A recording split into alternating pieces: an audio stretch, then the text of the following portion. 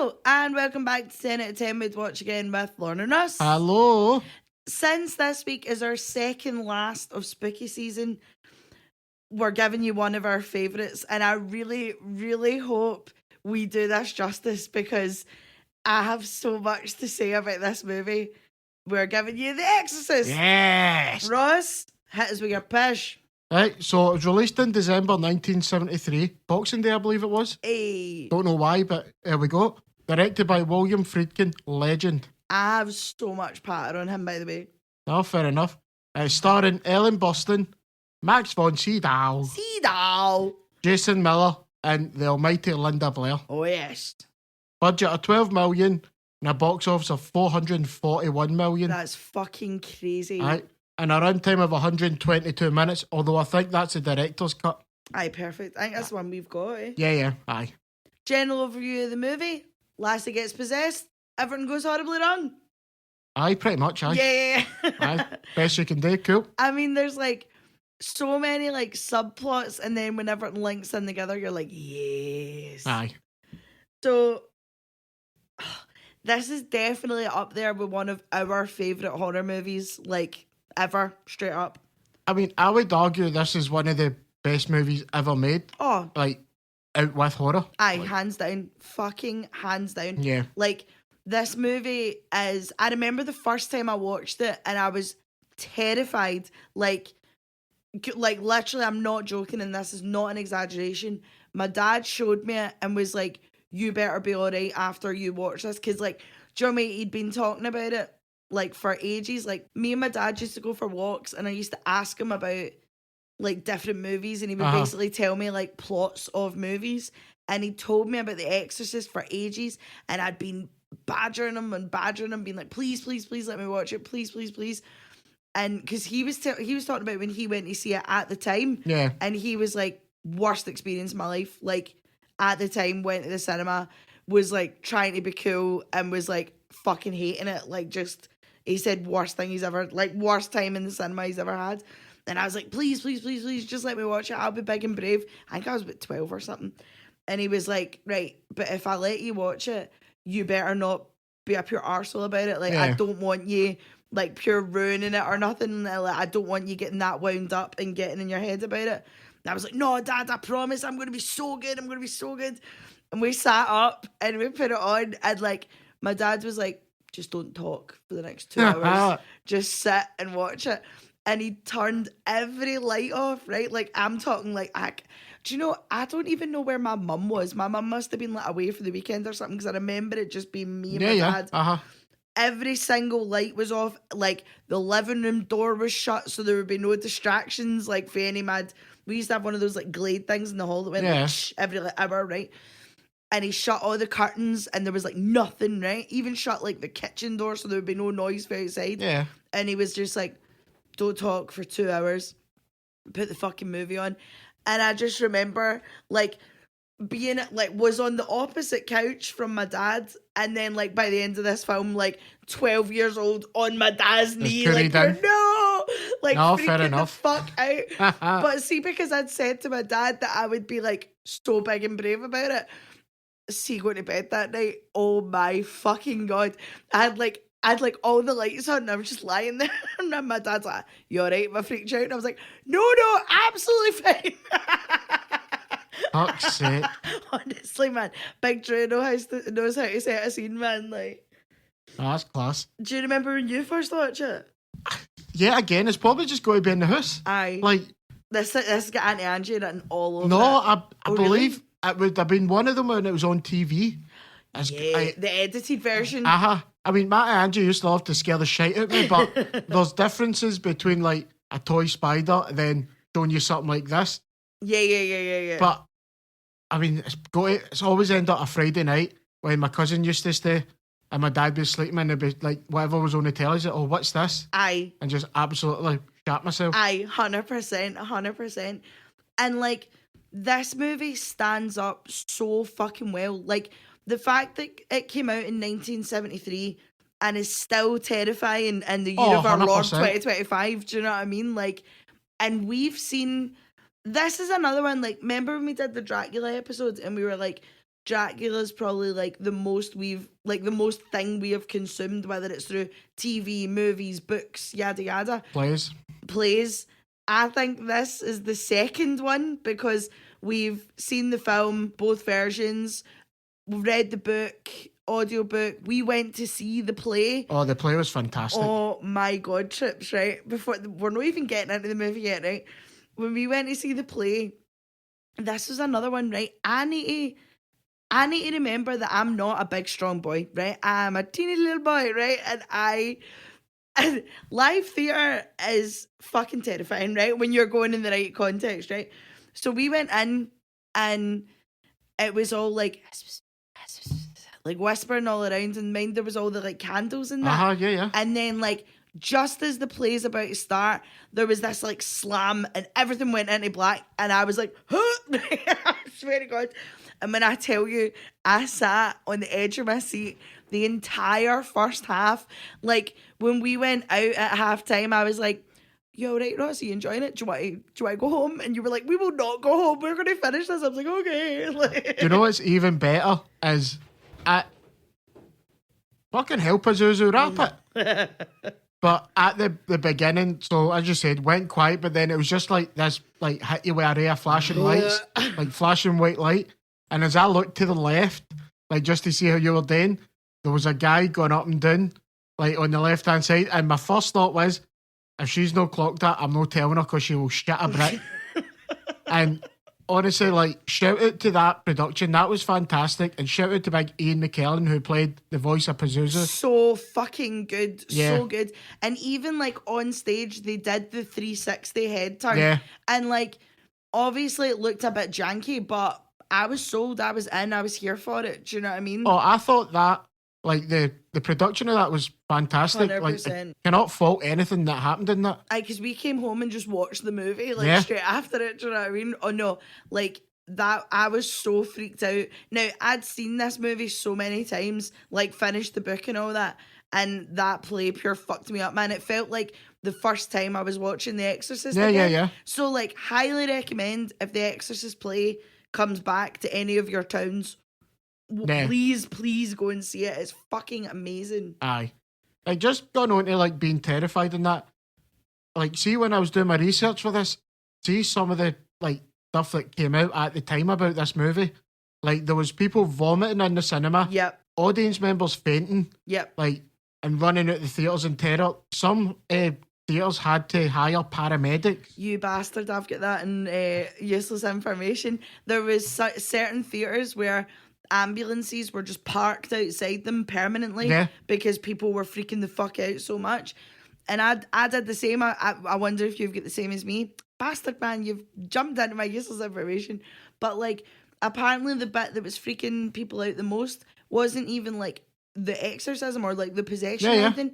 See the bit where she gets the catheter in her neck? Oh, the blood. All the blood, like, comes out. Yeah. People were, like, puking and fainting at that bit before we even got to the fucking, the sow is mine.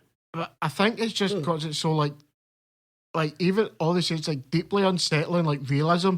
Like, you're seeing medical procedures happen. 100%. And I'm not being funny, not just medical procedures, 70s medical procedures. The 70s looks fucking dark and grim. Do you know what I mean? Like, that's... I understand why the older generation is scared of hospitals if that's the fucking shit they had to go through in the 70s, man. Like, even the thing for the x-ray, like, that's a torture device, man. That's crazy. But for this, like, being a horror movie, this really legitimised horror movies in the mainstream. Like, this was the first one to be nominated for an Oscar. Yep. I say nominated for it, nominated for 10. Yes. Like, that's one of the most successful, like, Oscar movies you'll get. I mean, I think it's only, like, Lord of the Rings, Titanic and that comes close, like, it betters it. No, 100%. I think it's funny you're saying that, obviously, about this movie getting Oscars, because it's so funny now how, like, not one horror movie gets nominated for shit. Like, Hereditary was robbed. Do you know what I mean?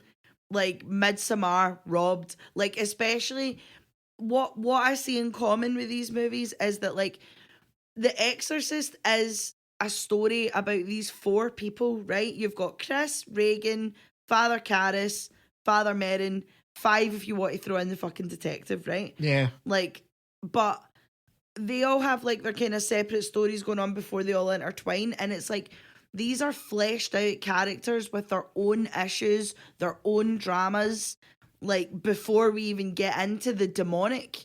So like, and obviously Hereditary is basically a family drama with the added Hell King, do you know what I mean? Like, and the same with Midsommar's a breakup film with a cult thrown in.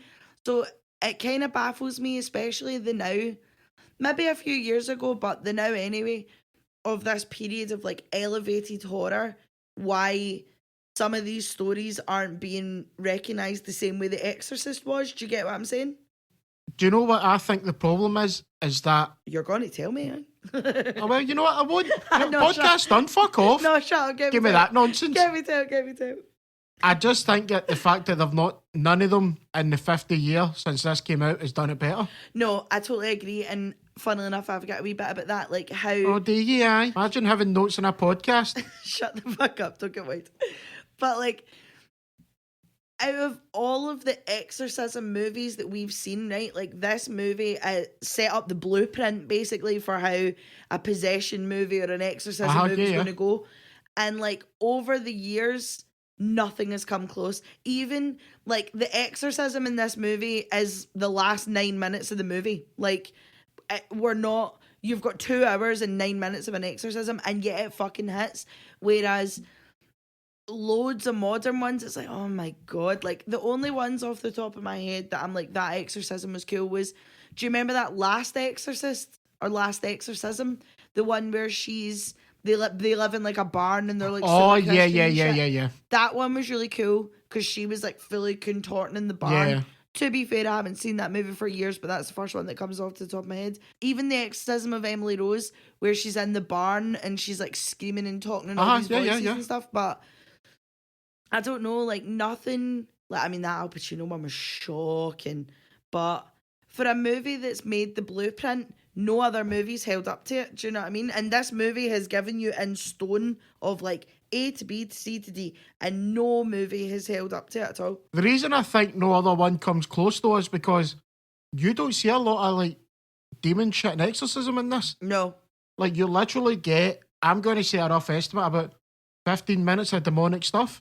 Well, I mean, yeah, like, apart from the, like, graffitied, like, Virgin Mary in the church, which is obviously the crime your man's investigating, it's an hour 9 into this movie, hour and 9 minutes before anybody even suggests an exorcism. Aye. But I suppose the thing is with this movie is, like, we know what's going on, so, like, obviously, like, as soon when she brings out the Ouija board and is like, oh, I was speaking to Captain Howdy, and then it's like, oh, my bed's shaking, you're like, motherfucker, like, do you know what I mean?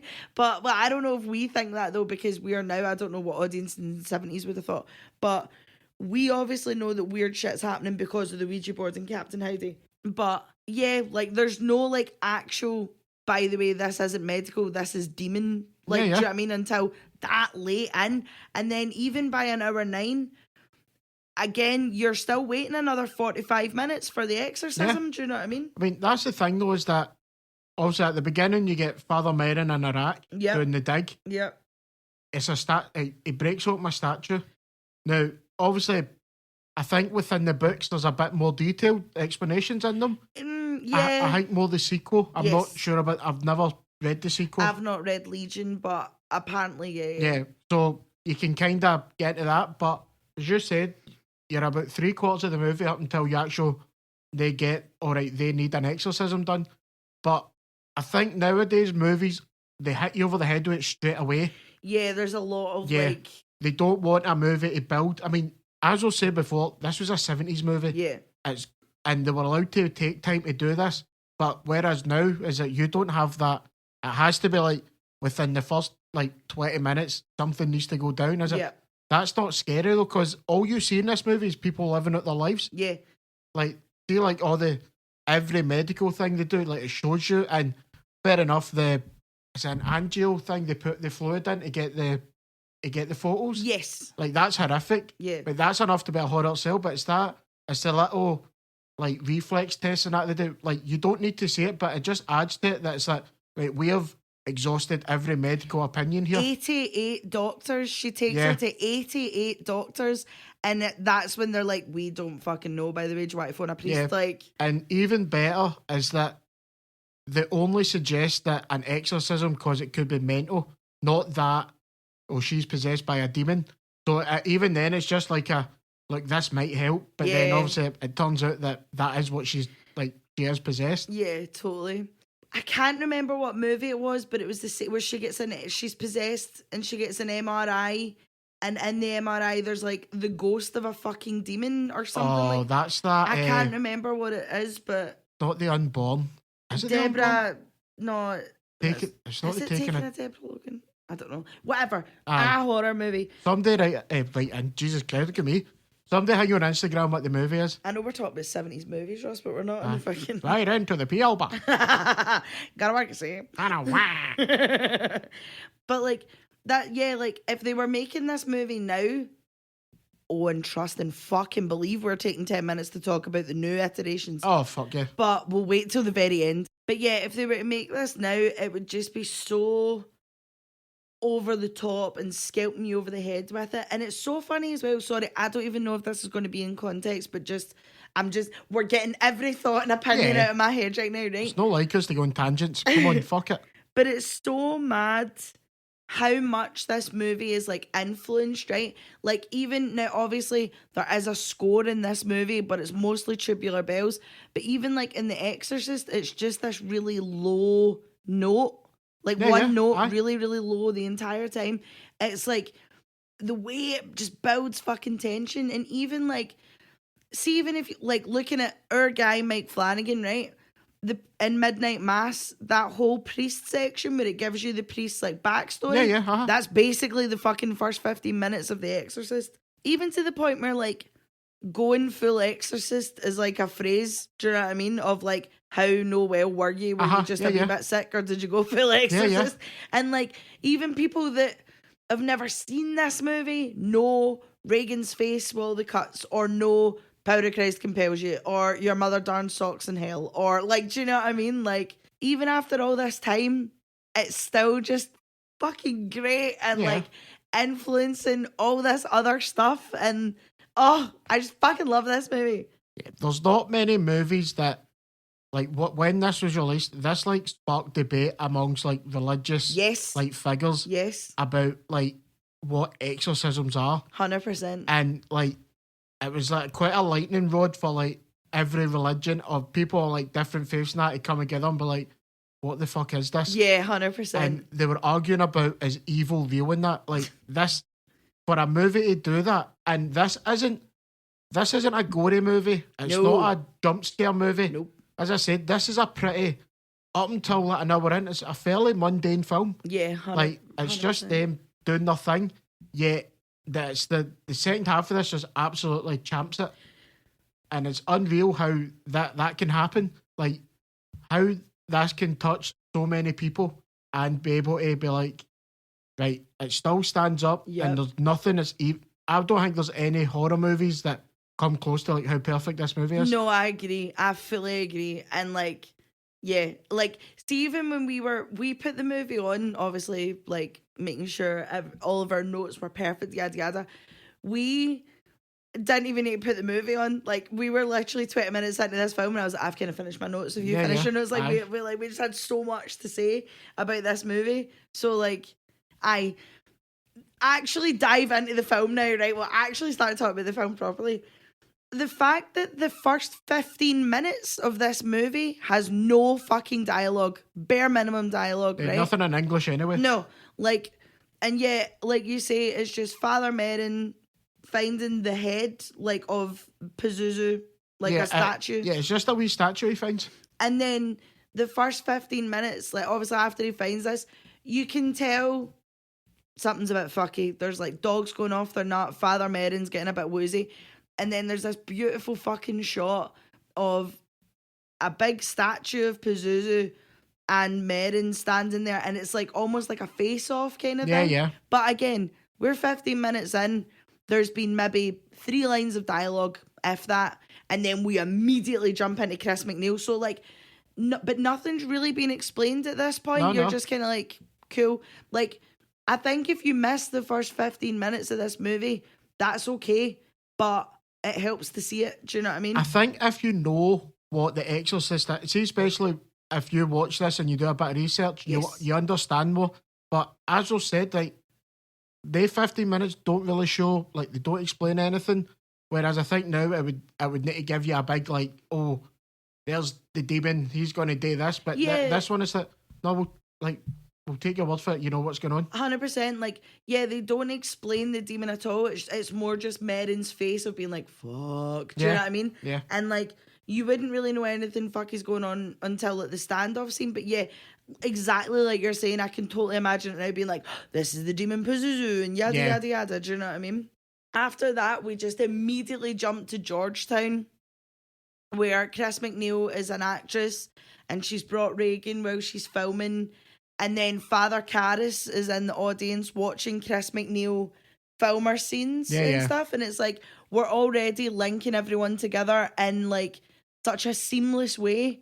Like, there's nobody feels crowbarred in here at all. Like, it just, everything's like, oh, of course he would be watching round the corner for his work and yada yada. Do you know what I mean? That's what I like about this movie is people who don't know this was all shot in location in Georgetown. Yep. But what I do like is that it is kind of like a living, breathing area. Yes. Like, I think a lot of movies, even at the time, had the problem with, like, yes, like, you would shoot on location, but it would still feel like a film set. Yes. So you would have, like, you see ones and it's like New York and there's like 3 people and it's like, I'm sorry. And no point. One taxi going by. Yeah. I'm sorry, in New York there's never just been 3 people walking about. Yeah, no. But and we've never been to New York and we can fucking tell you that, do you know what I mean? Yeah, but and this is like people like zooming about and all that. I imagine a lot of it might have just been, right, put a camera there and whoever we catch, other than the main scenes. But doing that in the hospital and that, it actually feels like this is just a real place. Totally. And I think that's a really...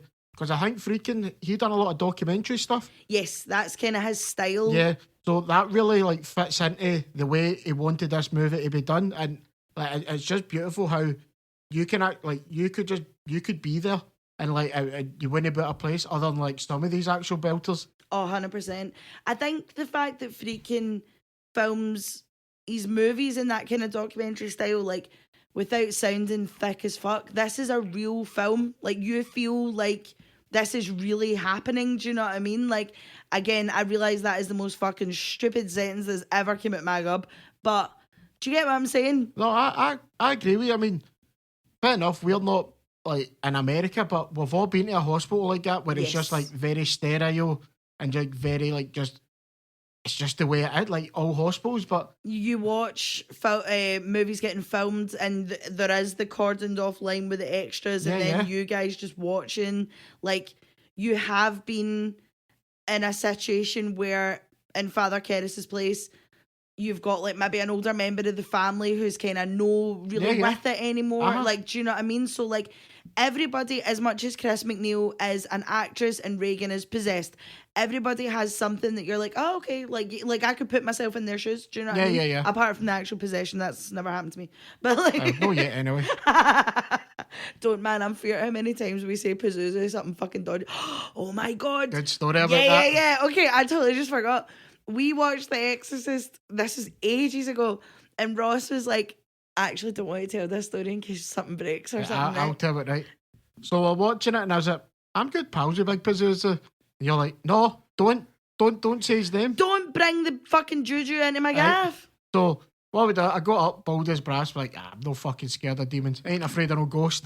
And was like, do you think Pazuzu works like Candyman? And I was like, don't even fucking try it. Don't even try Candyman in my presence. And so, in the mirror, I won't say it 3 times, but you get the picture. Ross! Right?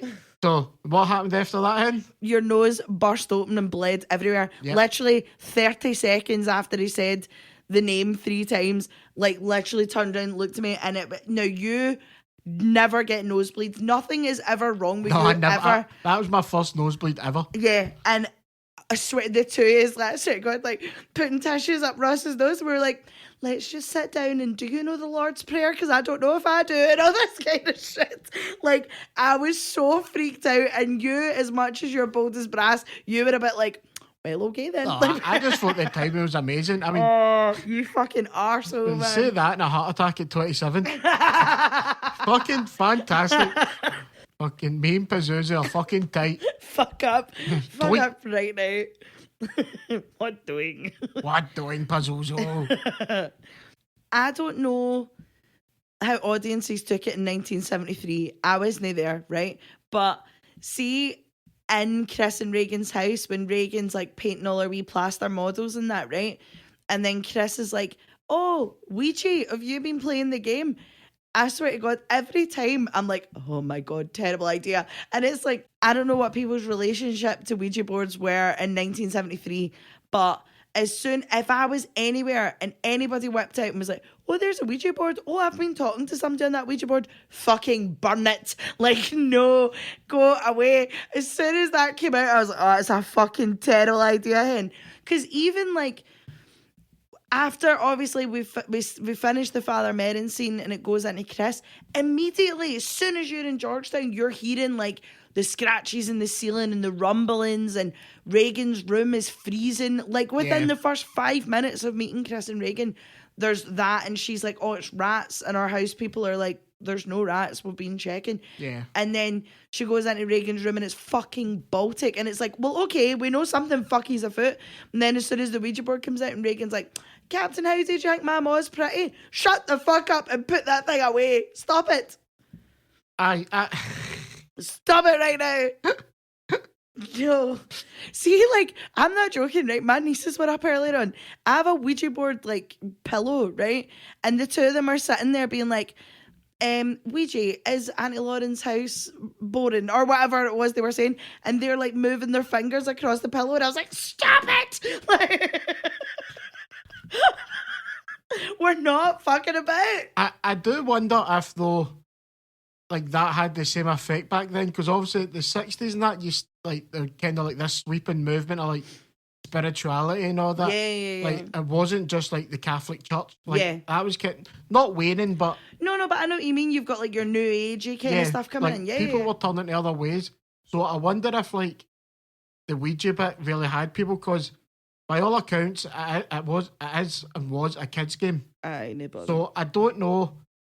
I mean, I assume it would have had the same effect, hence why you put it in the film. But it's just really cool how, obviously, there's been 52 years since this movie came out. Yeah. How if you watched it then to watching it now, like people's different takes are on it. Yeah. Do you know, I should ask my dad earlier on, like, but really all you can get out of my dad about The Exorcist is fucking, worst cinema experience of my life. Flip your man, ain't a perfect man. I do think like it did scare a shit out of a lot of people. Mate, I mean, everybody scared the shit out of us watching it in the fucking house. Yeah, do you know what I mean? Everybody's got a story of like when their dad or an auntie and that went and seen it and 100%. get scared. 100%. And especially if you're not used to it at the time, like what would this compare to in the 70s? No, I don't. Yeah, no, I couldn't tell you. Like, no, like, but nowadays, like, I think you come into it with a bit more.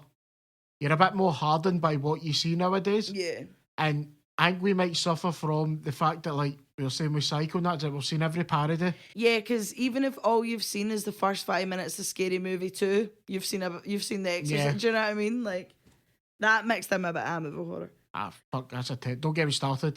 But like, obviously I've started showing my 11-year-old niece horror movies. I'm not showing her The Exorcist until she's like 13, 14. Nah, we should.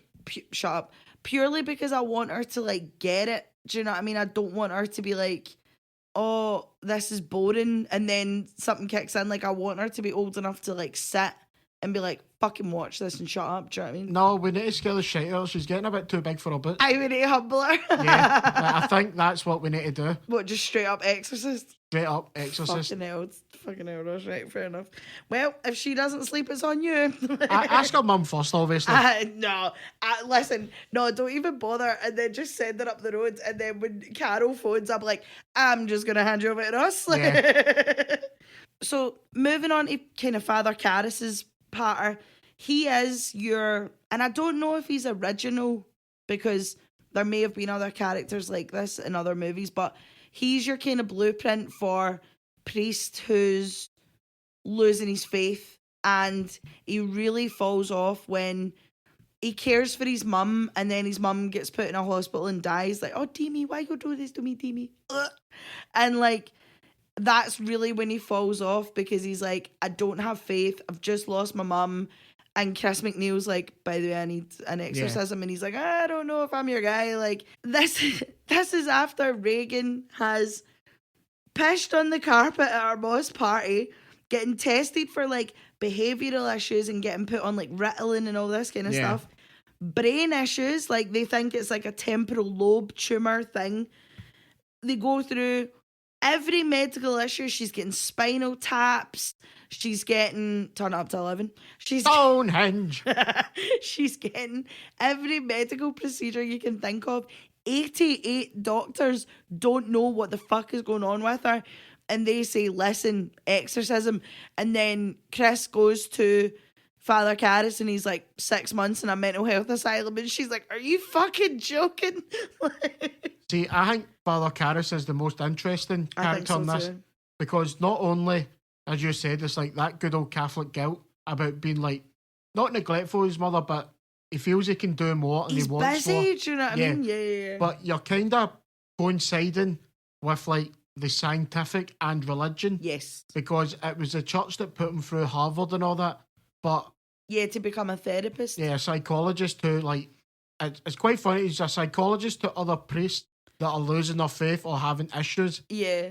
Who the fuck, like, it's like who watches The Watchmen, isn't it? Yeah. But it's just really cool how it's like, how you can, I mean, how can you be a priest? Because I say to be a priest, you need to be like 100% believe in God. Yeah, 100%. Big man is real, angels are real, yada yada. But if you're a scientist, which he is as well, like he doesn't, like he says that himself, like he's a scientist and all, is it? How can you believe in God though? Do you get what I mean? Like I totally get like you. that's like a whole like theological fucking that is way above our fucking pay grade, Ross. There is no way we would do that topic justice. 6-hour podcast on theology. Come on, coming next week. But it's like really interesting to see him because it's like he's almost like tearing himself apart to like try and come to some like reasoning on like how he's losing his faith in it. And even up until that, I don't think he never regains it. No. I think it's going to be one of those things that like just sits with him for the rest of his life. But for this not being his movie, he's one of the main protagonists in it, but it's not about Father Karras, like the main plot of this. But they've managed to create like such a diverse and rich like side story. Is that would be the main plot for most other movies. Yeah, totally. Yeah, this is like plot 3. Yeah. Yeah, it's just a pure crisis of faith. And like Jason Miller just plays it beautifully. Oh, what a guy. And so again, obviously now there's like 4 or 5 Exorcist movies. Stick to the first one, but if you need to see a sequel, just go straight to Exorcist 3 because Jason Miller, spoiler alert, is kind of back in that one. He's in it, yeah. And even in that, what a fucking performance, do you know what I mean? Like, fuck off The Exorcist 2, just watch 1 and 3 and don't even bother. I like to hope that whoever wrote the book just had Jason Miller in mind. Even if he didn't, just be like, he is like the perfect person to play him. William Blatty wrote the book. Well, I hope he knew Jason Miller and wrote it for him. 100%. The way they do it in the third one is, so obviously the part is kind of between Jason Miller and Brad Dourif, class Brad Dourif, but it's, the third movie's basically a mashup of like Seven and The Exorcist together. Yeah. And I mean that in the best possible way. Fuck yeah. Because like basically they're following the Gemini killer who they thought they'd locked up years ago, but then it turns out it's Brad Dourif who is possessed by Legion. And obviously you get bits of Karras coming through it because it's the detective from this movie that's in the third movie. I've explained this in the most roundabout way and I really hope you've kind of followed that.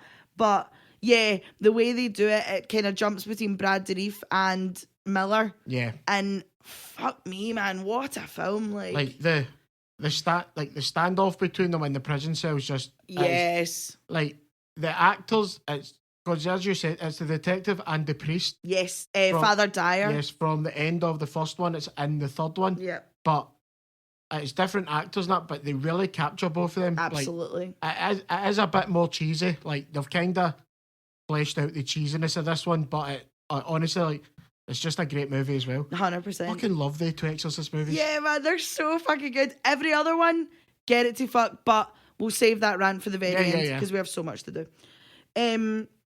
So I've read the book, and I'm going to hit you a bit of patter, which is it's never brought up in the film, which I fucking understand why it's not, right? So Burke Dennings, who is Chris McNeil's director, and they're really close friends and they work together and stuff. In the book, it is like heavily implied that Burke Dennings assaults Reagan. Yeah. And this part kind of comes in between where she's getting all of the medical treatments to find out what's wrong with her. And that kind of happens, and the doctors ask Chris McNeil, has she got any trauma? Has she had anything?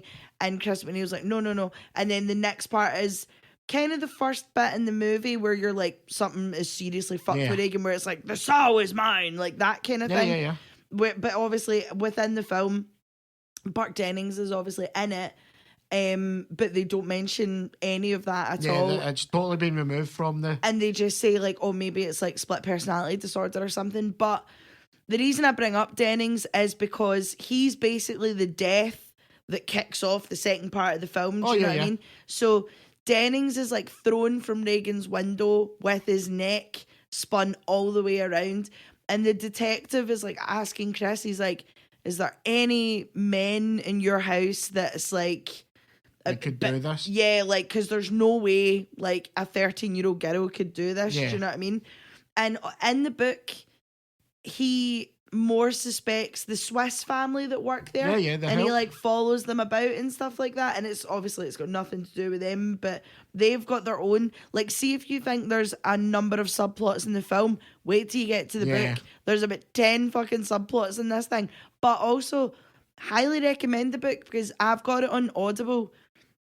And I was listening to it at like fucking 2:00 in the afternoon, and it got to the exorcism bit, and I was sitting at my desk, and somebody tapped me on the shoulder to try and get my attention. Fucking shat myself. So like, yeah, highly recommend the book anyway. But obviously we need Dennings' death to introduce Detective Kinderman, who...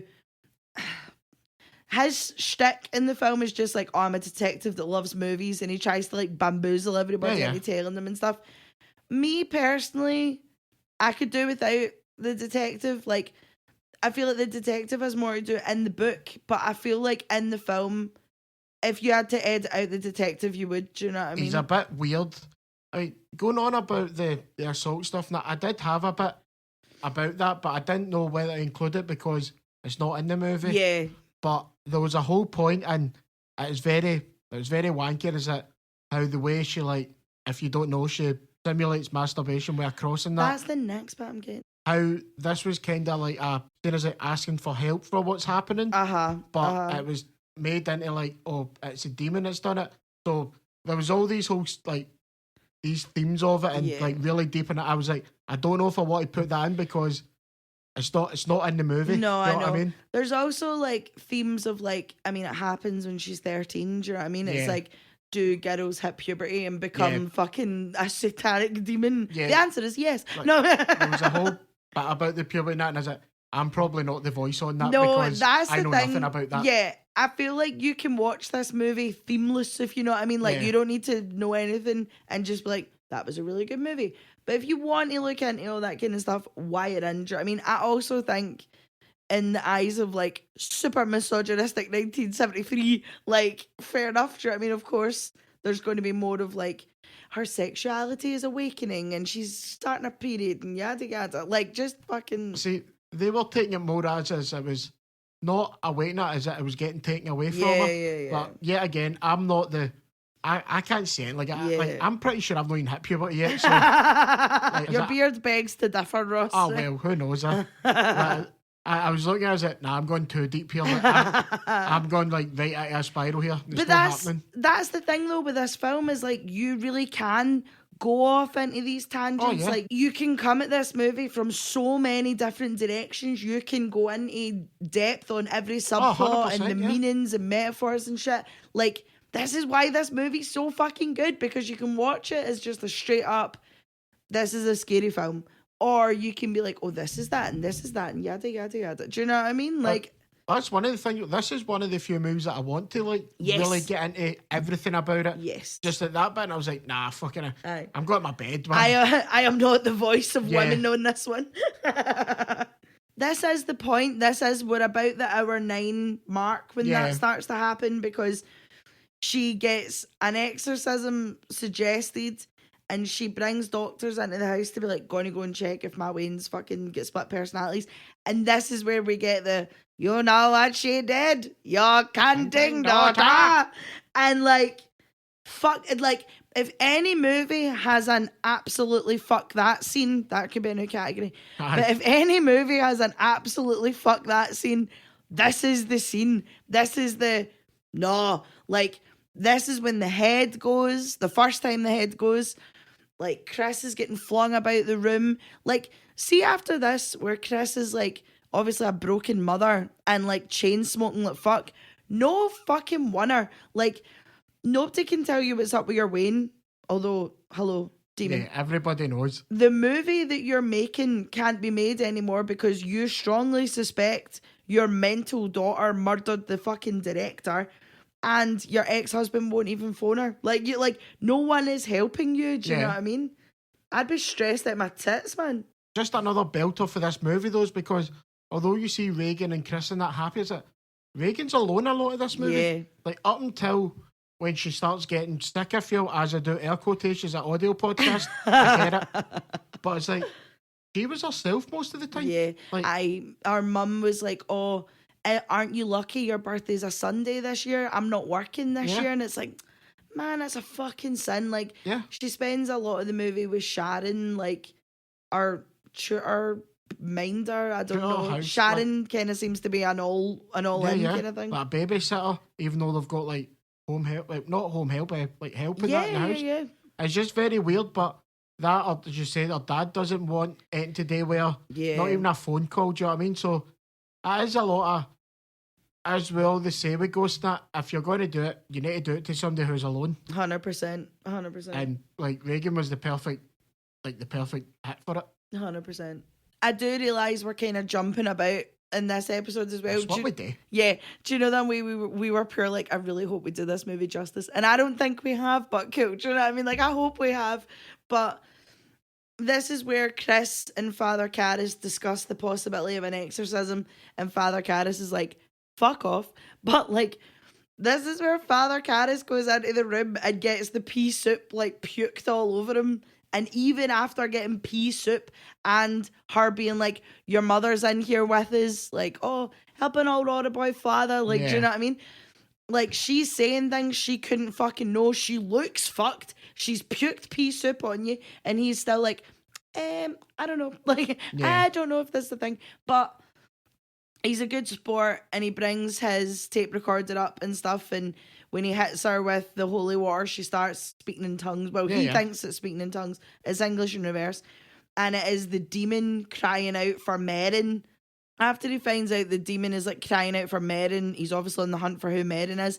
But then we also get the clip of help me across Reagan's stomach. So we know she's in there. We know something horrendous is happening. Do you know what I mean?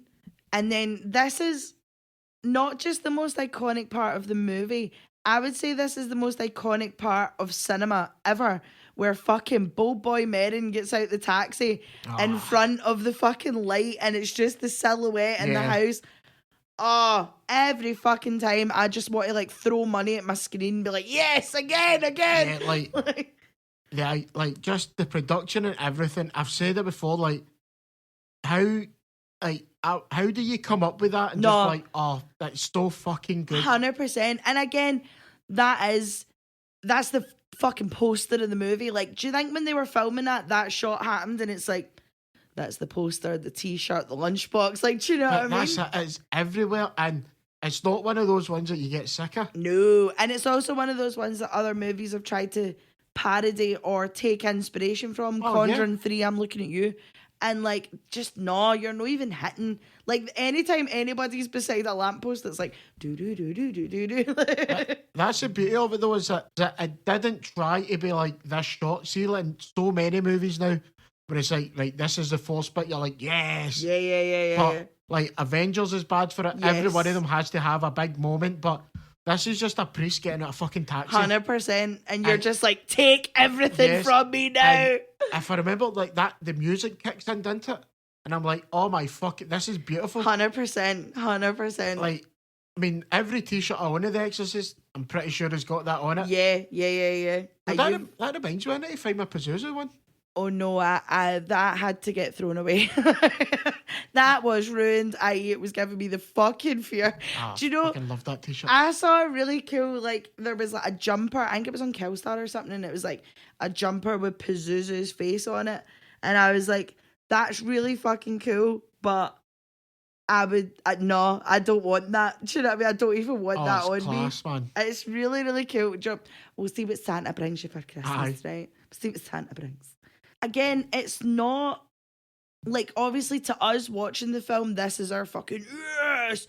But, like, even when he comes in, he's so, like, unassuming. Like, Merrin seems this, like, old dithering priest until you hear Pazuzu up the top being like, Merrin! And he's like, fucking, right, Caris, get over there, get me a fucking robe and some holy water and a fucking Bible, and we're getting into this. And I'm like, oh, fair enough, big man, trying.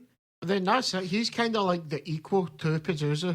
Yes. Like, he's like the... But we don't know why. We just are like, cool. Again, I feel like you don't need to know why in this one. You're just kind of like, I'm in. Yeah, you don't know why in this one, but then again, I think that's another one for if you know about The Exorcist. Yes. Like, you'll understand that. I mean, spoiler alert, he's been dealing with Pazuzu for years. You're right, okay. Like, because in the sequel and that, it's like Merrin not fighting Pazuzu, but doing Exorcist on other people.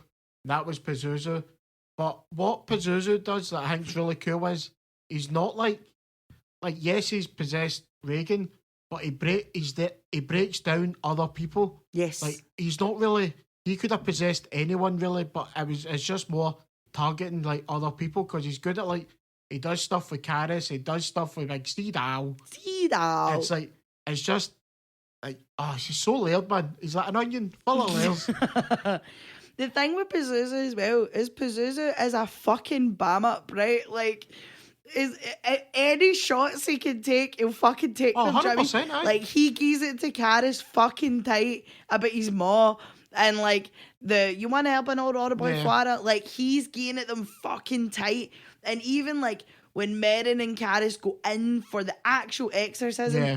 At this point, the room is so fucking cold.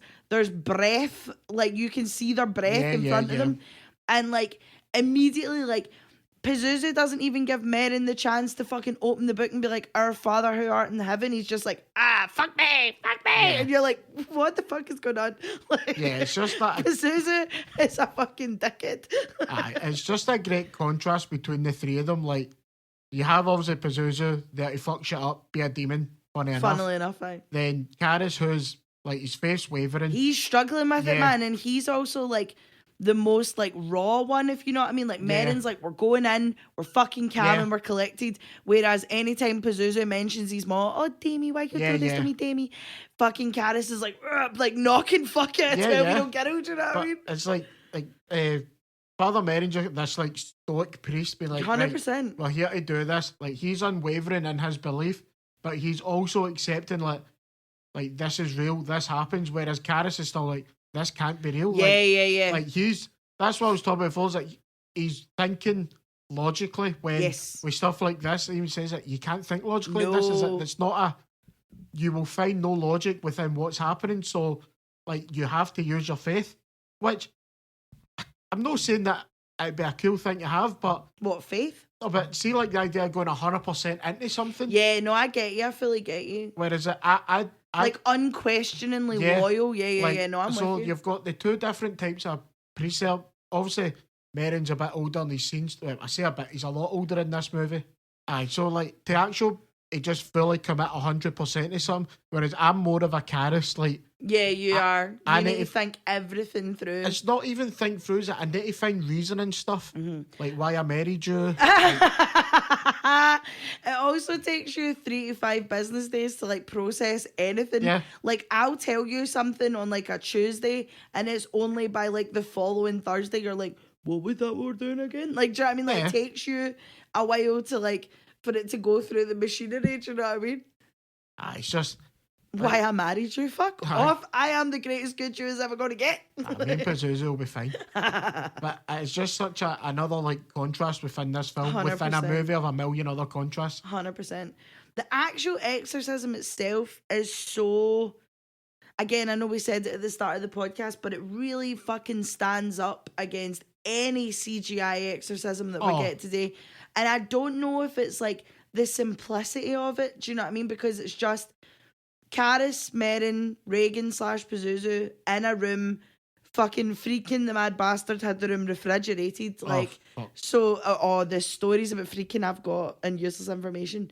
But like, they are literally just reading passages from the Bible, doing the old, like, the power of Christ compels you. Yeah. As Reagan / Pazuzu is just fucking geeing them at stinking. Do you know what I mean? With the occasional, like, green puke and all that. Yeah. Like, it's so fucking simple and yet holds you the entire time. Oh, yeah. Like, see when she starts, like, floating up from the bed and all this kind of stuff. And even, like, after they take a break and come back and she, like, breaks free from her restraints. Yeah. And she's, like, doing that, like, pose in front of the Pazuzu and thing. the Pazuzu Yeah. Or is it like, see even that bit you're talking about the floating, it's just like there's such like not a fairy tale, but you know what I mean? It's like a fantastical element to it. 100%. But there's no music, nothing. It's just her rising up, and it's Karis's face of just being like, what the fuck is going on? Yeah. But it's like,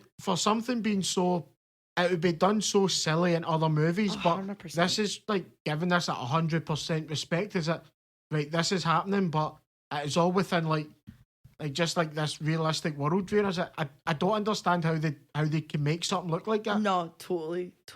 Like, I think, like, see, obviously the director, but see like the director of photography and all that, is that they just like aced this. 100%. See as well, like, see even the bit where they're just like, the power of Christ compels you. That is like a weekly quote in this house. Oh, fuck yeah. Like, see when like the cats are going off their nut and wrecking shit, we're always just like, the power of Christ compels you. And they just don't react at all, man. We're like, all right, cool. Yeah. I think we've not really touched on yet is like the effects on Reagan. Oh, see just like the disintegration of Reagan from like, fucking look at me using big words, man, right? It's like, I knew I failed higher English for a reason, but like from the start where she's just such this like gorgeous, happy wee girl, like really, she's not sure of herself though. She's that age, like see that 12, 13 where you're starting to get insecure about shit, but she's just happy with her ma to then just like, she starts getting a bit loopier. Obviously, there's like the physical like cuts across her face and stuff. Yeah. And then like she's losing all this weight. And then obviously by this point in the movie, by the exorcism point in the movie, she's got the demonic eyes. Yeah. Like she's her lips are basically purple. Yeah, that's all scarred in that. 100%. Oh my like God. all the like under the eyes are basically just like black. Like she's fucked. Do you know what I mean? Yeah. And it is that bit though. See when people keep telling Chris like, oh, we don't know what's wrong with her. When Chris is talking to Karis and she's like, I could show you photos and videos of the way Reagan used to be, and you could go into that room and tell me that that's not my Reagan. Yeah. And it's like, a mother just knows, do you know what I mean? And I know that seems to be like the Marvel fucking thing of it all right now, where it's like, she's a mother. But like, you know what I mean? Where it's like, you're going to notice a difference in your Wayne. Do you know what I mean? Like, you're going to notice, like my mum knows if there's something up with me before I know there's something up with me. Do you know what I mean? Touching on about you saying, oh, she's a mother, it is interesting how, and I don't know if this is just like a generational thing as the years have went on, but she says this still, it's like, this is my daughter and that, and she gets fobbed off. Yeah, so they're easy. just like, oh, you're being a hysterical woman. Yeah. Whereas nowadays, when you see it, that's like the driving force of it. And I don't know if maybe that was the whole point. They were, not the whole point, that a point they were trying to make. It was like, oh, she's like not being taken serious and that. But just another theme to add to this. Yeah, 100%. 100%. Anything they don't cover in this. I genuinely like. I mean, they even bring up like the Nazis and all that for some reason. Yeah. Oh, there's gonna be fucking metaphors in there for that. See, when Caris and Merrin take their break as well, like from the first, like, your mother darn socks in hell and all this, and Caris is just like so shaken because he's like, why is this happening to this girl? Like, why out of everyone in the world is it happening to this girl? And Merrin's like, sometimes the devil just does this. Because, like, at this point, Reagan / Pazuzu is just straight up like, I am the devil. Like, I am Satan. Do you know what I mean? And I think that's just such a beautiful moment between the two of them, because Caris is so like, what the fuck and why? And like, do you know, I feel like that's the first question you ask when something like, not something like this happens, but I mean, something grim happens. It's like, why is it happening to them? Or why is it happening to me? Or why is, you know what I mean? That's the first question you ask. And Merrin is just pretty straight up with just being like, sometimes there's no answers. Do you know what I mean? Like, I think that's just him, kind of his character, though, is losing his faith and questioning God, if God exists. Is it, if God's real, why is this happening? Yeah. Because, like, he sees a lot of suffering and all that, and that's his thing, is that if God is real, why does this exist? Why does this stuff exist? Oh, Demi, why you do this to me, Demi? Yeah, like, why? Like, it's just part of his not believing. I don't think he believes in God anymore. Yeah. Although, seeing what he's seen, even if I didn't, I would start believing the big man. 100%. I'm phoning the big guy up immediately. I want a direct line to Jesus H. Christ. Yeah. You know what I mean? Too right. Like, so after this, they go back in for Exorcism Part 2. And this is where Merrin's reading the book, but Pazuzu is like, there's a weak spot in Caris. We're fucking going for it. And Caris loses his nut. He's like screaming and bawling and shouting back at Pazuzu. And Merrin's like, you're compromised. You're done. You need to fuck off now. Like, you've ruined this for yourself. Like, the second you let the demon into your mind and show it your weak spots, you're done. Yeah. So Caris leaves, comes back, and like, Reagan / Pazuzu is like at the bottom of the bed, and Merrin's lying there dead. Like, so basically, like, Pazuzu's, essentially it's hinted at that Pazuzu has given Merrin a heart attack, or like made his heart stop. What is it with demons giving people heart attacks? I'm telling you, see, if you didn't say Pazuzu 3 times, you wouldn't have had a heart attack at 27. Blame yourself. Well, me and Pazuzu are alright now. Cut a deal, I'm back up, man. Bastard. How do you know I didn't? I died for a minute. Listen, proud of you, hen. Me and Big Paz. No, don't even joke about that. Don't bring that juju into this gaff. I was protected this so far. I fuck up. That's how when I start saging the gaff, the cats run the fuck. Aye, that's that. So, like, Caris is fully, like, Caris just grabs Reagan and is like his final sacrifice. What? It's just, and he starts leathering fucker. 100% punching fuck out. We're like, take me. But like, this is Caris's, like, whether he believes in God or not, this is his sacrifice of, I'm not letting this child die. Like, so basically invites Pazuzu into himself. And you see, like, in his face, like, that 3 minutes, right, of like Caris leathering fuck out of Reagan, taking Pazuzu into himself, and then even you hear, I mean, it's not subtle, but it is subtle, of like Reagan going from like the demon screaming noises to just straight up, I'm a wee lassie crying, to like Caris's eyes start fucking up, and you kind of see the like overlay of Pazuzu's face for Caris to immediately like, no, and like throws himself down the fucking stairs. And like, it's just, this is the maddest 5 minutes, right? Because obviously this is all going up the stair as Detective Kinderman's like buzzed the door down the bottom and like walks into the room as Caris is like flung himself and Reagan's crying, and you can just see in his face of just being like, cool, this has fuck all to do with me. Yeah. Like, never mind, trips. And then obviously like Karis dies with Pazuzu in him, basically, which is also, that's kind of where we go in Exorcist 3 of like, Karis died with Pazuzu in him, which is why the Gemini killer can be possessed, whatever. But like, oh, just so good. And like, Father Dyer comes down and is like, "Have you got a confession?" And he just like squeezes his hand. He's like, "Fucking leave me." Like, oh, beautiful. And it's, see if they'd ended the movie there of just like Karis and Reagan and Chris crying, I'd have been cool with that. I'd have been so cool with that. Like, but obviously we get the added 5 minutes of Chris and Reagan are leaving Georgetown, and you can, like, Sharon's like, "I'm not working with you anymore. Like, I'm away." That's the best part. Yeah. You sure you don't want to come? No, I really don't know. Like, get this creepy wee bitch out my life. 100%. Fuck that for a carry on. 100%. And it's them leaving, and obviously Father Dyer's talking to Chris, and Chris is like, Reagan doesn't remember anything, but then obviously Reagan sees the priest collar and like jumps up and gives Dyer a hug, and then they go, and then this is where Kinderman and Dyer kind of meet and have like 5 minutes of a friendship at the end of the movie.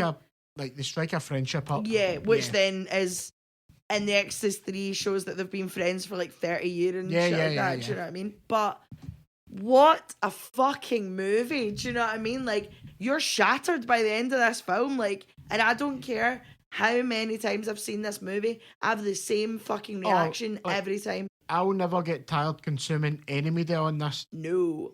And like, even like you say, like, there's always those like cursed movie documentaries, and The Exorcist always pops up, and we're like, all right then. And it's like stories we've heard hundreds of times, but we're like, tell it again. Yeah. This movie stories deserve to be told a million times over. 100%. Is that to have every element that it has in this and absolutely nail every single one? I generally can't think of another movie that does it. No, I agree. And I'm going against like Lord of the Rings, and there's every one of them you can't. Not that you've got bits you're not. No, but there's bits that you can see a wee things that no, but in this I fail to see it. I agree, and I do think this movie is talked about as one of the greatest movies in horror, but I would throw this against your classics of the 70s. I would throw this against The Godfather. I would throw this against like French Connect. Like, do you know what I mean? Like, see all these movies that are like highly sought after, highly like acclaimed. Oh, easy. If The Exorcist is not up there in the top 5 of movies from the 70s, fuck off. I would say top 5 of all time. Yeah, no, I agree. I agree. Generally, I would throw this into any conversation, arguments that people have. People say they don't like this movie and that, and it might be because they don't like scary movies. And I'm going to dive in on the top of that as well and say, I think 70s movies, and this is going to be the wankiest thing I've ever said in my life, guys, right? 70s movies, there's an art to them, right? Because they are boring until you get halfway through, if you know what I mean. Like, nothing. The 70s movies are not afraid to spend the first 45 minutes following him doing his shopping and yada yada. Do you know what I mean? Like, there is an art to, you need to sit through the first hour of a 70s movie to get any form of payoff and wire in. Do you know what I mean? 100%. It's just like they're crafting like a story for you to care about. Absolutely. And I do think if you're coming at it from a modern day sense of like, I want instant gratification, you're not getting it like from these movies. Do you know what I mean? You're not. But if you are willing to sit for an hour, and it's the same way, see, as we were talking about The Grudge last week, and I was like, the Japanese one really reminds me of a 70s horror because nothing really happens in that until the end. Yeah. And I do feel like if you're coming at this, you do need to sit there and be like, cool. Sorry, that is the wankiest thing I've ever said, and Ross, take the floor. No, it's true though, and just like, I can't think of any other movie that like horror and that compares to it. I mean, do you know the funny thing is? This isn't even my favourite horror movie. I don't consider this like a horror movie. It's just a masterpiece. Like, yes. I wouldn't put this in the same realm as like my favourite horrors, but like as a film, like everything is perfect about this. 100%. Name me another movie where they've got a real life fucking murderer in it. Fuck off! I was going to do this in useless information. Right, hurry up, like hit them with it.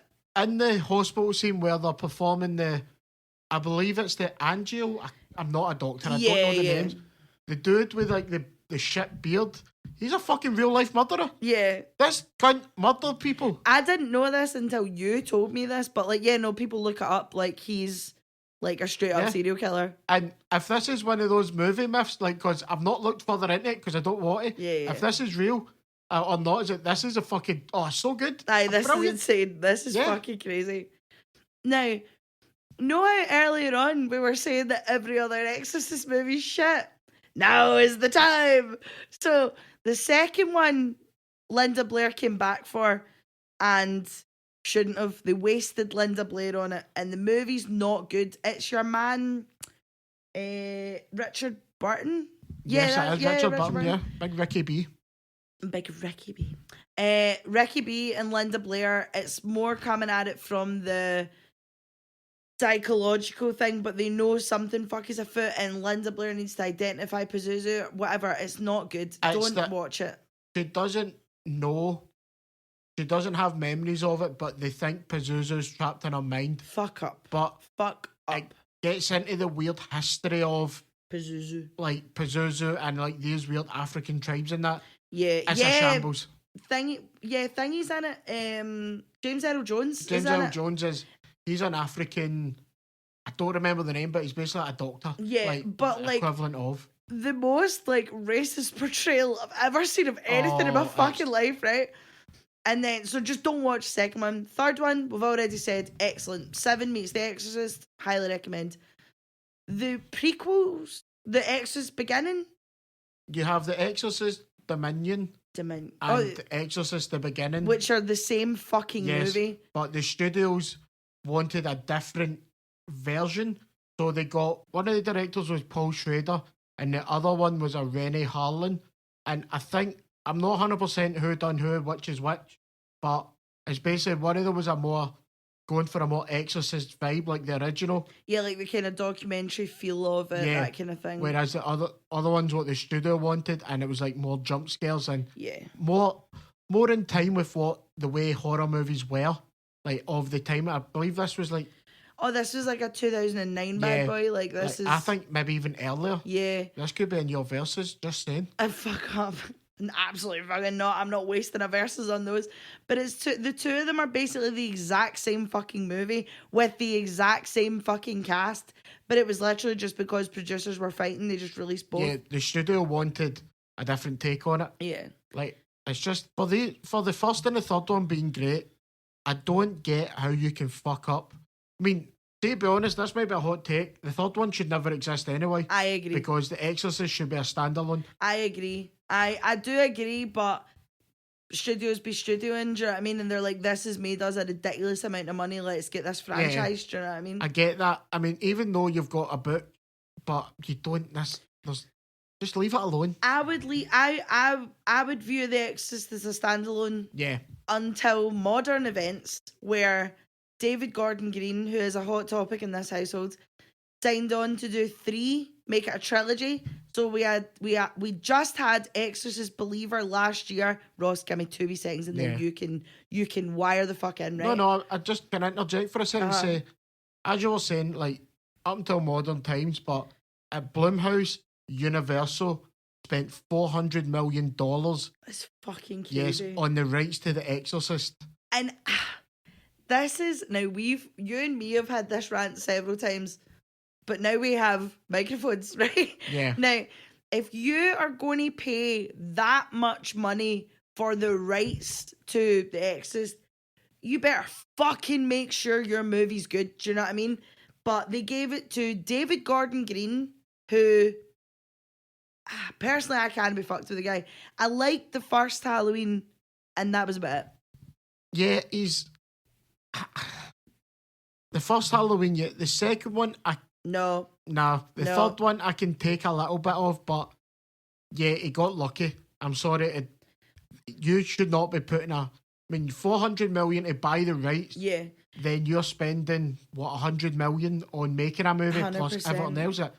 You're putting essentially $600 million, I'm going to say roughly, on this guy to make a good movie. On this guy who is very 50-50. Do you know what I mean? Like, he's not like a bankable director. Do you know what I mean? Like, you're not giving him this movie and being like, he's going to make a banger. Do you know what I mean? But they got Ellen Burstyn back, as in they basically fucking bribed her into doing it. They were like, here's an extra zero going to be in it. Here's an extra zero going to be in it.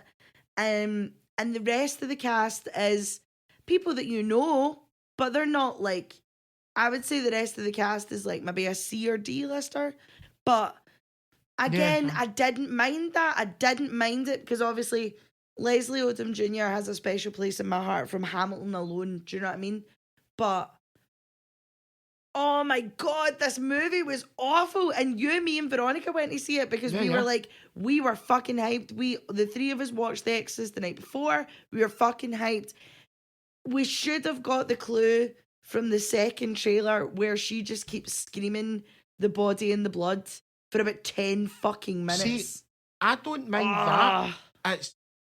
This movie was a mess from the weird way they got possessed. Yeah. The story was just a mess. They wasted Ellen Burstyn.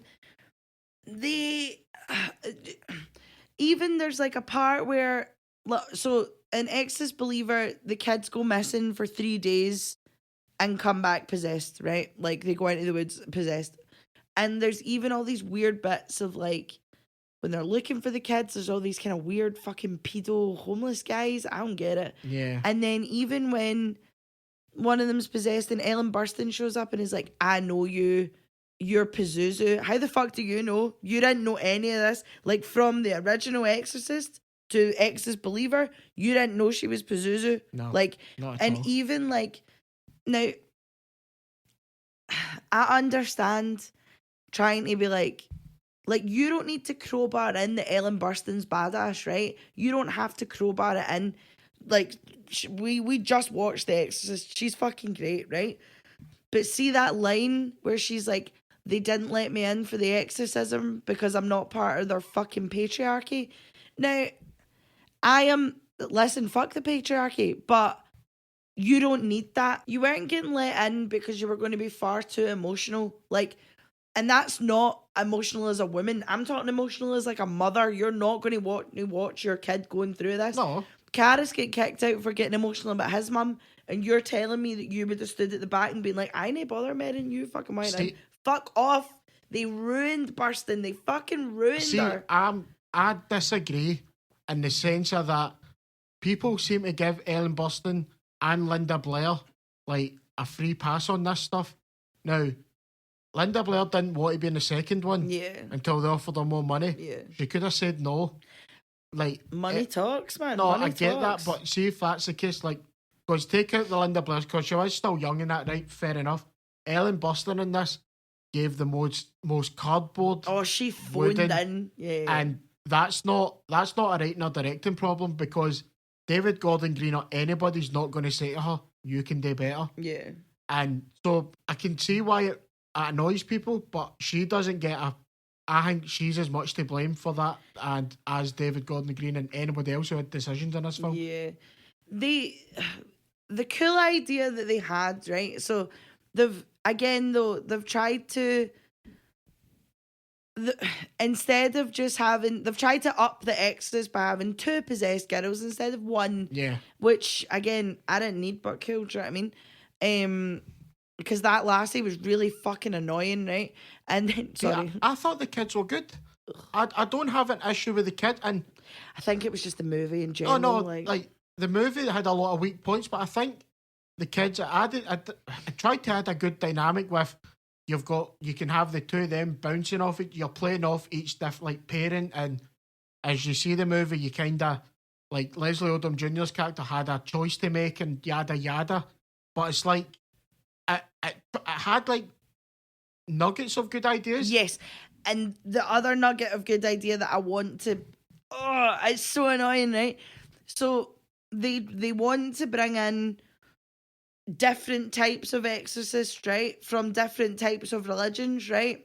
Which class idea, fucking class. Like, it'd be brilliant. Hit this fucker from all angles. Yeah. So they brought in someone who kind of deals with like the Haitian voodoo kind of stuff. Yeah, they practice like voodoo magic and that. Yeah.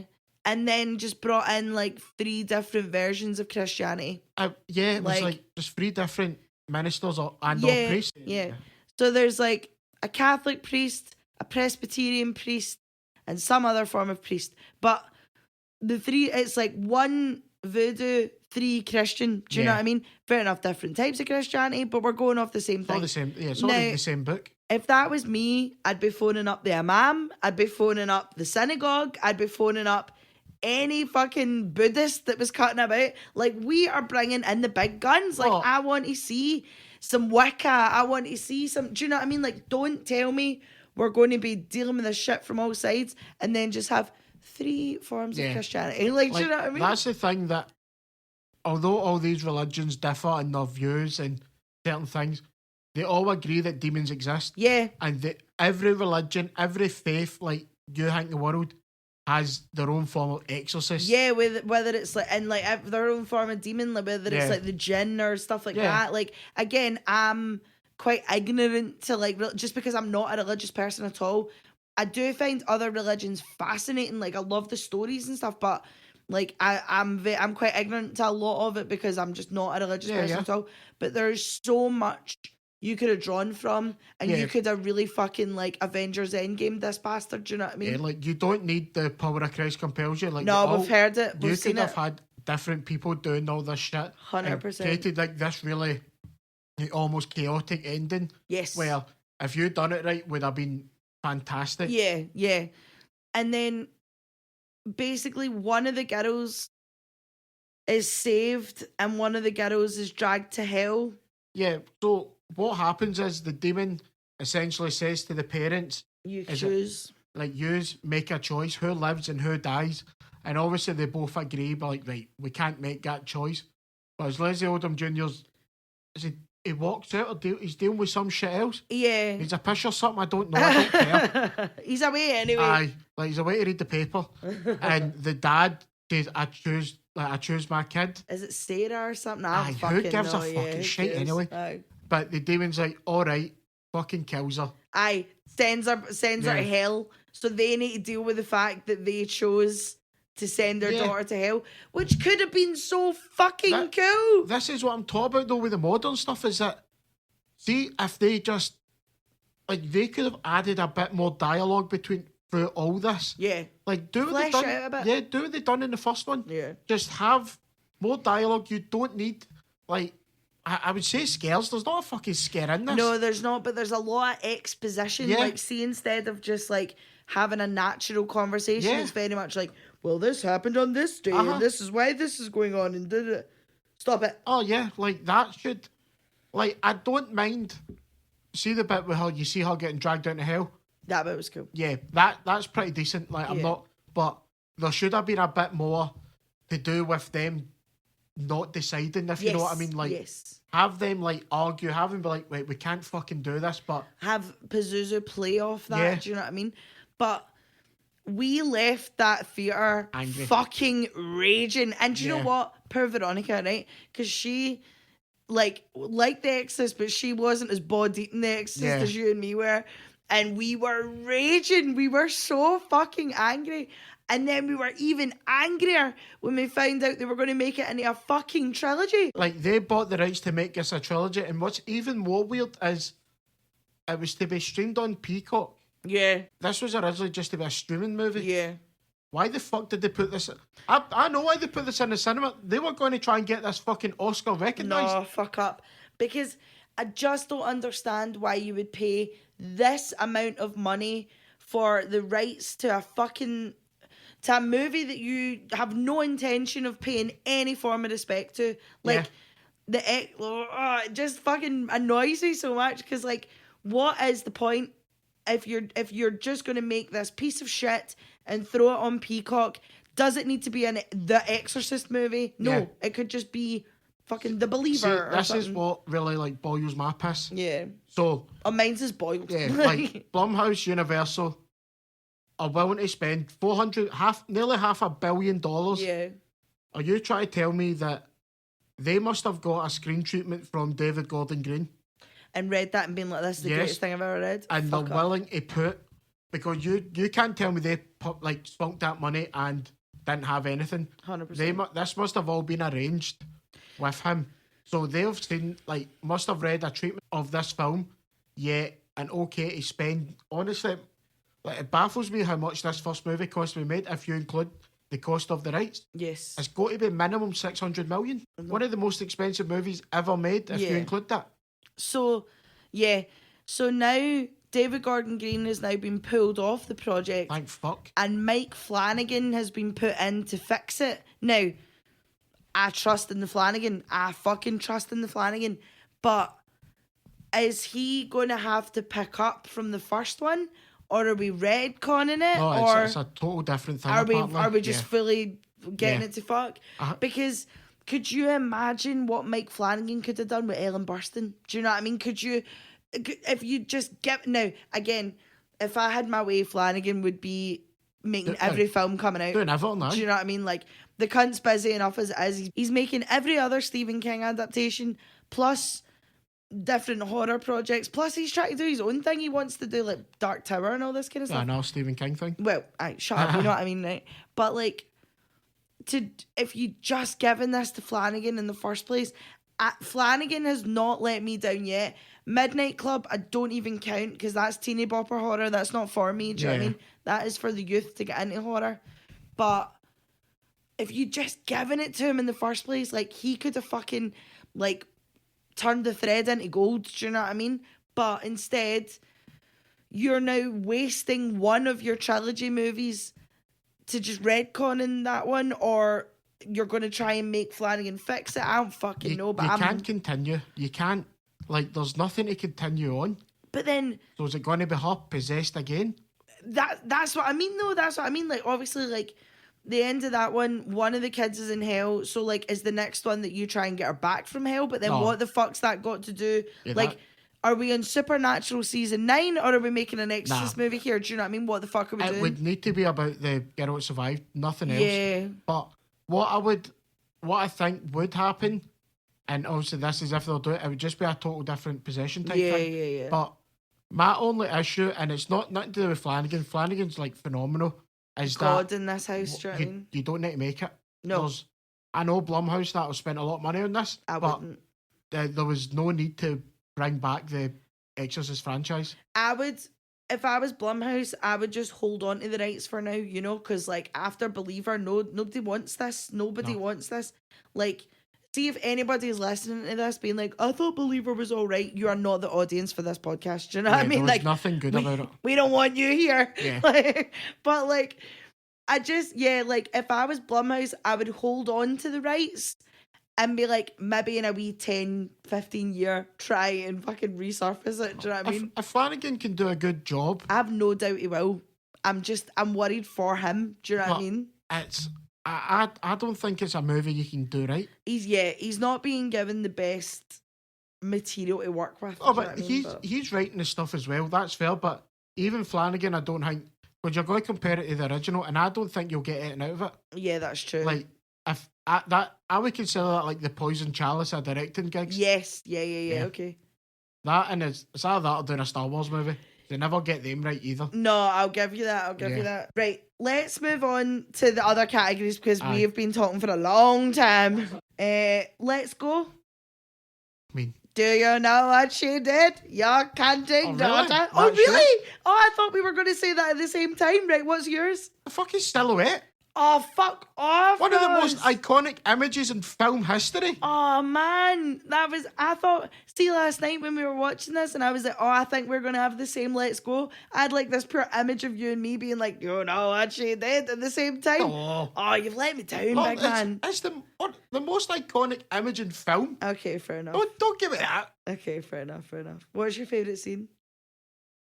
See, I've got that as my favourite scene. Oh, you bastard, right? Okay. And it's not because it's not because it's the best scene in the movie. It's just because of the laugh we had that night playing Mario Kart. You know what she did?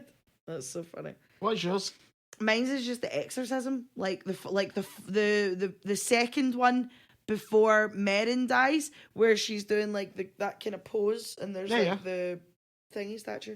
No, I'll give you that. Right, I'll dive into useless information. I'll try and make it quick.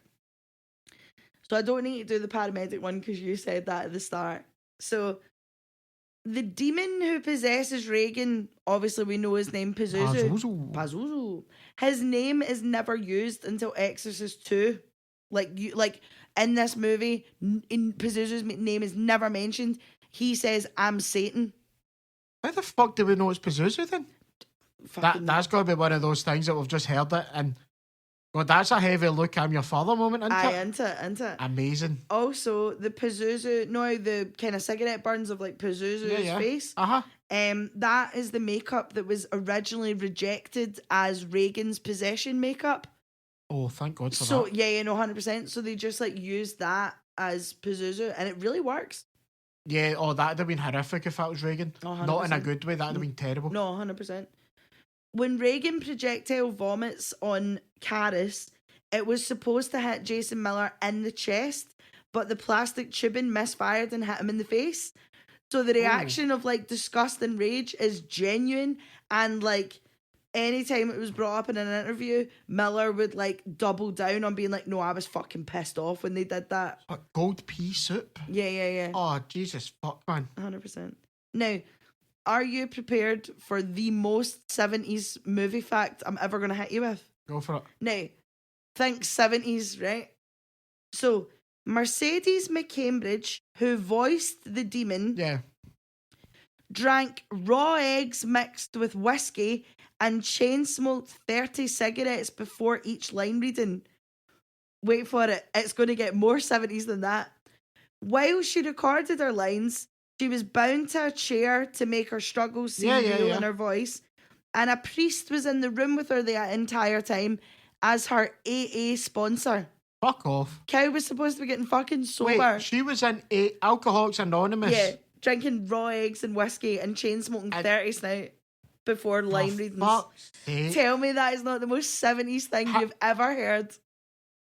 Fucking hell. Why would you let any cunt do that? I know. I'll wait till I get into freaking. I mean, to be honest, like, the voice is phenomenal. 100%. But I think you could do that another way. See after I because I got all the useless information before we watched the film. And see when it got to it where it was like, "That's how it's mine," I was like, "Oh my God, that does sound like a 40 smoking a day." Like, that's wild. Honestly, most 70s thing I've ever read in my life, and I will tell everybody this fact. Also, Mercedes sued Warner Brothers for a credit for the voice and damaged Linda Blair's chances of winning Best Supporting Actor because she didn't do it. Yeah, she felt that Linda shouldn't get the accolades for doing half the work. Now, I think that's a bit fucking harsh. No, I agree. Yeah?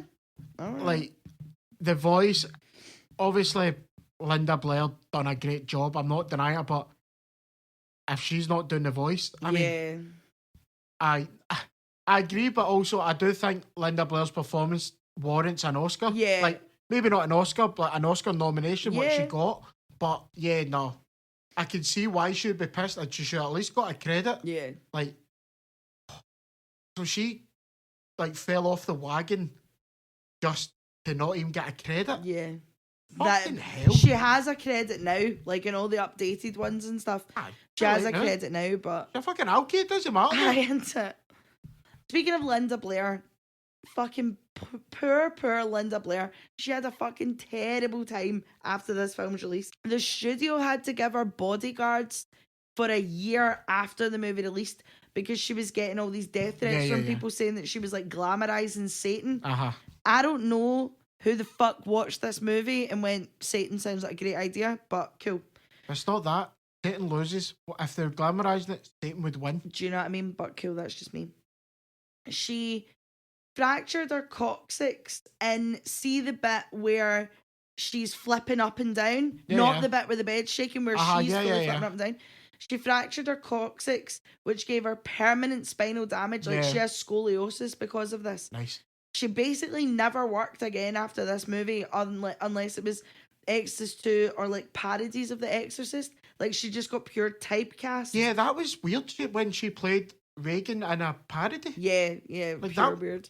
Oh, fuck, what was that Leslie Nielsen movie? Yeah, and she basically attributes this movie to like her basically years of struggle with like drinking, mental health, and I'm just like, fucking Linda Blair, man. But this is this is the freaking of it all, right? Which I'm about to get into, because Kubrick made the wee boy who played Danny in The Shining make it think it was a game. Do you know what I mean? And make him think he's playing hide and seek. You know, we're just chasing and yada yada. Whereas Friedkin's like, fuck off, say these lines, you're a wee cunt. Like, do you know what I mean? It's fucking Friedkin, man. Yeah, but yeah, she also has a more, not integral part, but yeah, she's the main antagonist of this movie. Yeah. Like, so Friedkin also, obviously, I don't think it's a secret he's a cunt anyway. Oh, that's literally my next point. But I do think that maybe he treats people better. Yeah.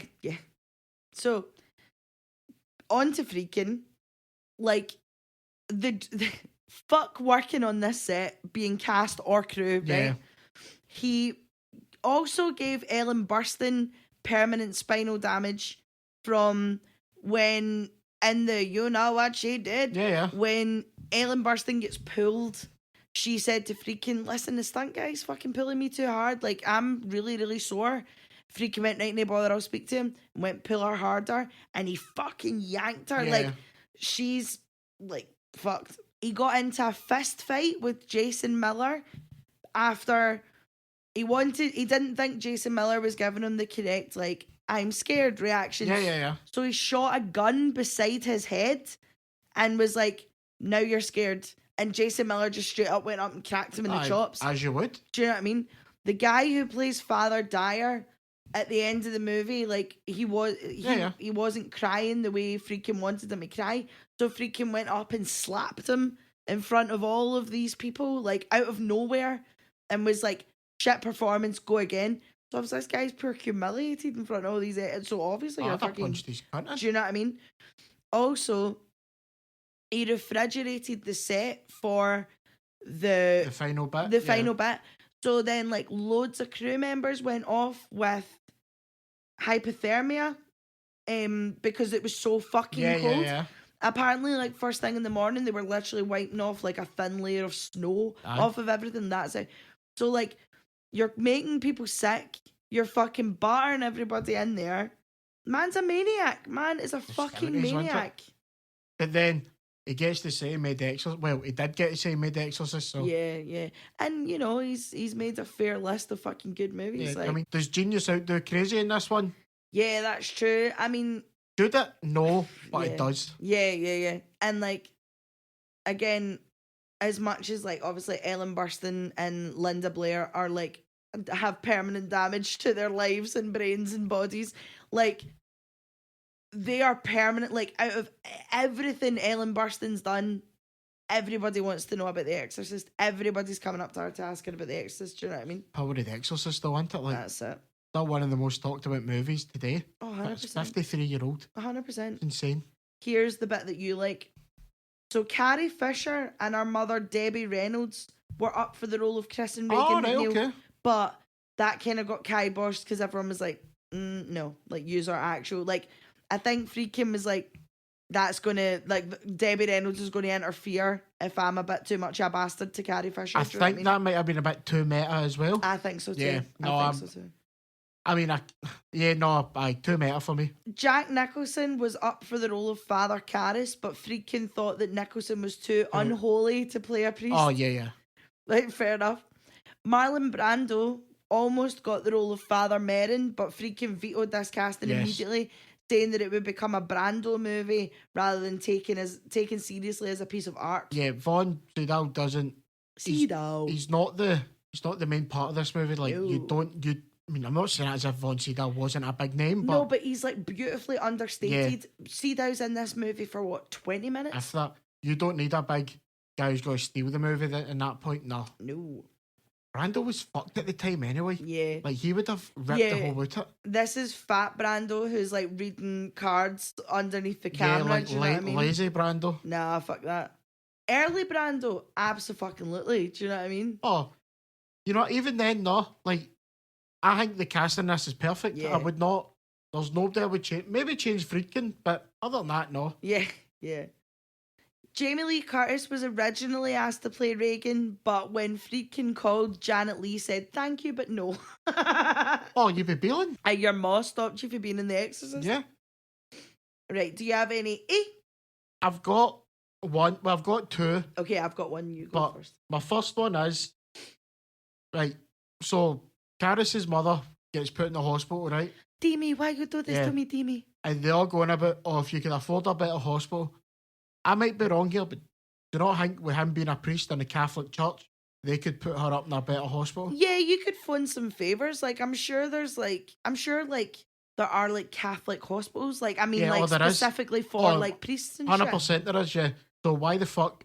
Could you not fling her in there? Yeah, she could have got far better treatment. I don't really know how she dies.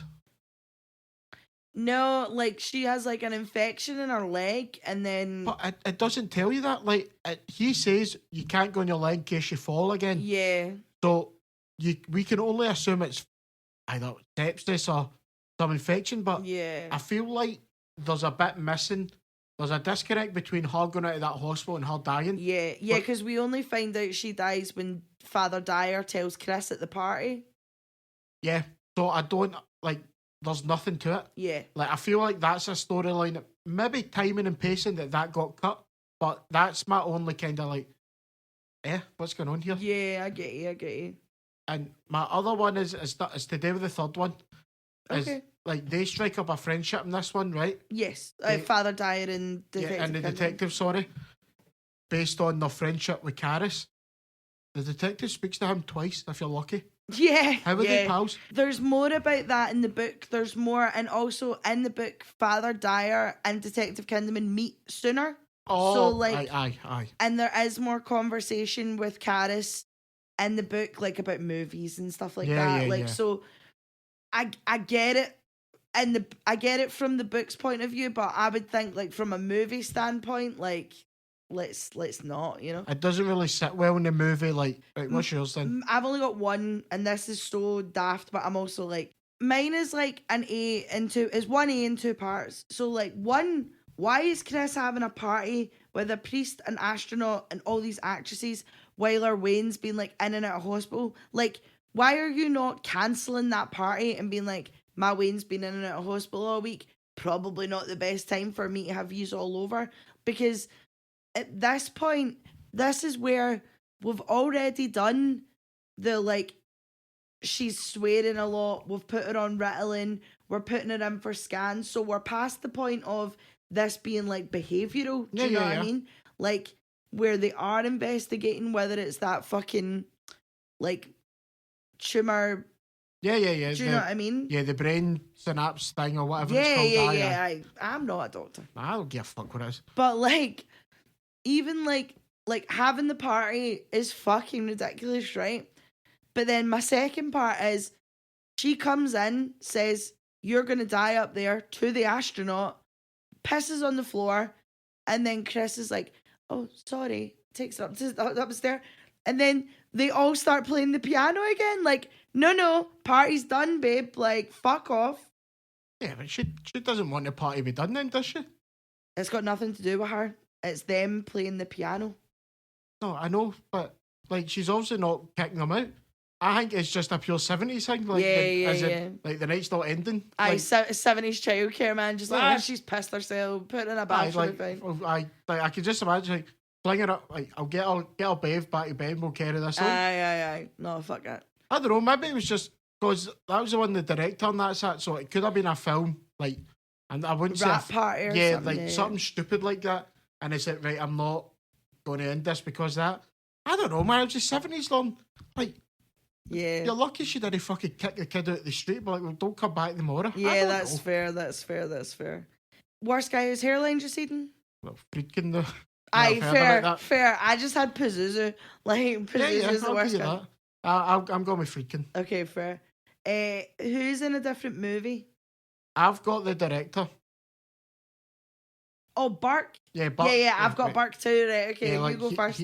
He's just like this really outrageous character. Yes. And it's, given what you hear in the book and all that, I think it's a bit weird. Yes.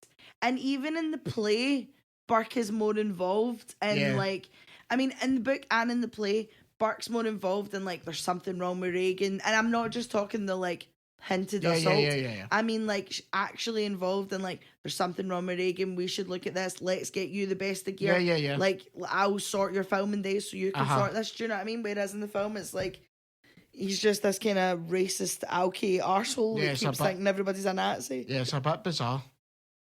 I know his death is the thing that kicks it all off, but I think we could have had something else. Do you know what I mean? But again, I don't let me write the Exorcist, or we'll have like the Exorcist believer part. I also could have done without Kinderman, but again, Kinderman's more featured in the book than he is in the film. I think in the film you could have done without him, but I think it'd have been a bit weird if you didn't have him in it. No, I know. Some role he has in the books. I know. I'm just saying, right? I'm just saying. I'm out. No. Yeah, no, 100%. Not one part of this I'm out. I would, again, we've already went over, skip all the sequels and just watch the third one. Just don't leave it standalone. Yeah, just, if you're that bothered, watch the first one, that's enough. 100%. Anyway, guys, this has been a really fucking long episode, and we know, and I'm not even going to apologise because you let us have a microphone and talk shit about The Exorcist. We're happy boys, do you know what I mean? We will see you next week for the final week, and it's Versus week, troops. Get the fucking commando paint out. Versus 2000s horror versus 2010s horror. Let's go!